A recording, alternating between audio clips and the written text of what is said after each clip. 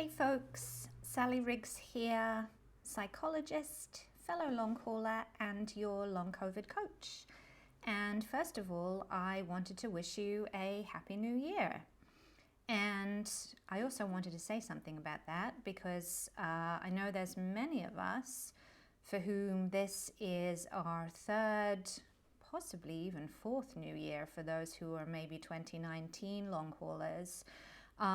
New year, going into a new year with long COVID. And I know that may bring up a lot of mixed emotions, and I want to say some things about that today.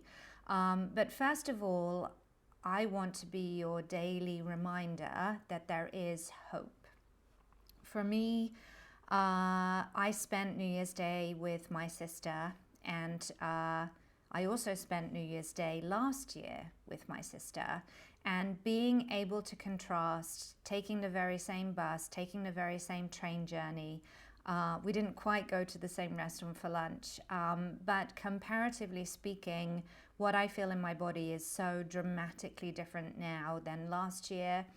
The year before, I was in the UK in the middle of lockdown.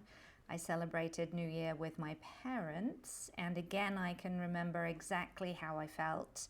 And being able to contrast the three, I am dramatically improved, enormously different, and as you've heard me say before, but I will continue to say it as much as I need to, I have every hope that this can be the same for you.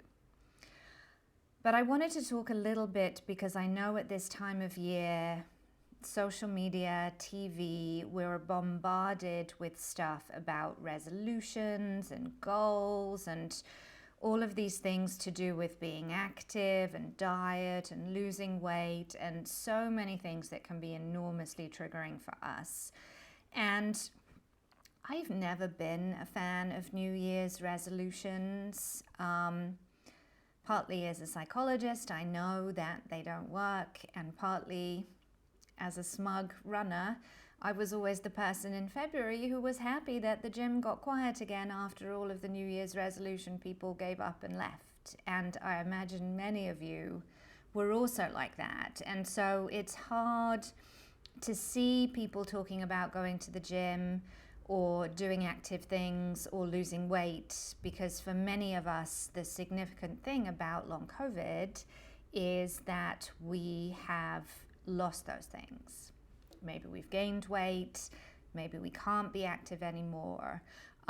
So what I wanted to talk about today is something slightly different that you've also heard me talk a little bit about before, which is intention and visualization. So intention is just in our mind's eye saying something that we want. And we can also even say it out loud. That makes it even more powerful. But intention is nothing if we don't have visualization. And as you know, visualization is enormously powerful. And it's powerful in both directions. When we fully visualize something in our brains, because our brains are actually quite small and are not really able to do a lot of things from first principles, they take a lot of shortcuts. And so when we visualize something, our brain doesn't know the difference between something that is hypothetical in the future, something that is happening right now, or something that has happened in the past. So here's how this works both ways. If we visualize getting well, if we visualize being strong, if we visualize some other part of our recovery that we want, that dream life that we want again in the future, our brains don't know that that's hypothetical. And something happens at a cellular level in our bodies that begins to line us up towards that happening. Now that may sound a little bit woo-woo, but actually there's quite a lot of science behind it. And All of our bodies are doing so much right now, fighting this illness all the way from our mitochondria up, that when we visualize wellness, it helps our immune systems and it helps that process. Conversely, if we imagine something negative, like still being sick this time next year, our bodies don't know that that's hypothetical either, and at a cellular level, they act as if that thing had happened. So the power of intention and the power of visualization, especially at this time of year, are enormous. And I'm not just talking about thinking positive. That's kind of pointless, and we've all been through a very shitty number of years here, however long you've been dealing with long COVID, and there's no way to sugarcoat that. I'm not trying to put a positive spin on that. It's been awful, and I know that this is probably the worst thing you'll do in your lifetime, and you're ongoing battling it now, and that's awful. So this is not just about thinking positive. But if we can, even just for a few minutes, find the resources to orient our brains to visualize that recovery. And we don't need to know what the pathway to recovery looks like. We just need to visualize what it feels like to be recovered. That will align ourselves for a few moments in that right direction. If we imagine the opposite, then we're going to be reinforcing the opposite. And I get that just as it's really hard to think positive, and I'm not telling you just to think positive, it's very easy, especially if we have anxiety and our bodies naturally go to the worst case scenario. What if I don't get better? What if this doesn't work? What if? And the difficulty with that is that each time we have that what if and we slightly visualize it in our mind, our bodies for a second get aligned towards that outcome. And we really don't need anything else working against us. So I know that at this time of year, it's very easy with all the triggers around to feel defeated, to feel let down by another year of this illness, to feel powerless, to feel hopeless. And I get that according to polyvagal theory, if we're stuck bouncing between shutdown and fight or flight, those feelings are going to be very easily showing up in our bodies. Whatever you can do to support your nervous system, whether you're doing the Safe and Sound protocol, whether you're doing deep breathing, whether you're doing some yoga, whether you're doing some other daily exercises to support your nervous system to get towards rest and digest.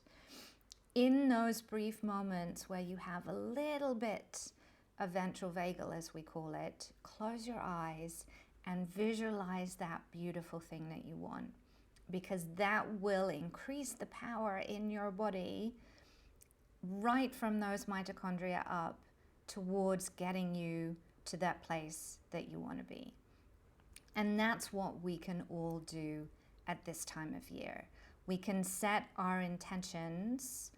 I am going to do this. I am going to do 2 minutes a day of polyvagal exercises.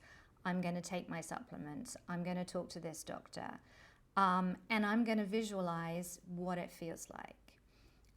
For me, some of the things that I'm visualizing right now, and I think I might have shared this with you, I am working back towards running. I'm now up to 1 minute 50 seconds I did this morning, which was absolutely beautiful. And I'm continuing to visualize my body getting stronger, my heart rate coming down, and being able to extend that to 2 minutes and 2:05 and 2:10, etc. I've also had a little bit of symptoms over the last few days, and so the last few days I've been visualizing all of the healing action in my body going to get rid of those particular symptoms. I've also been visualizing some things that I want to start doing with my life, some more travel, some things that I need in my apartment. I need some bookshelves to put all of the books about long COVID and other more interesting things on. And so I'm visualizing that beautiful bookshelf that hopefully is going to show up in my apartment one day, maybe this year. So what are the things that you want to show up for you this year? And I'm giving you permission to dream because I believe that this is very powerful and very possible. So just take a few minutes, especially if you're hearing other people harking on about resolutions or losing weight or any other stupid annoying things. Just close your eyes and visualize that beautiful thing that you want, because it will help you get there, and I know that you can have it. And I am here for you this year to continue supporting you. This community is here for you to continue supporting you. We have the Facebook group. We had a bunch of people join us over the holidays. I look forward to welcoming them when my assistant is back tomorrow. And we have a workshop happening next week talking about treatment overwhelm and decision fatigue. That is next Thursday, January 12th. If you're not signed up for that already, the button is below here. So lots of great things happening. Watch this space and set those intentions, do that visualization, and this is going to be all of our years.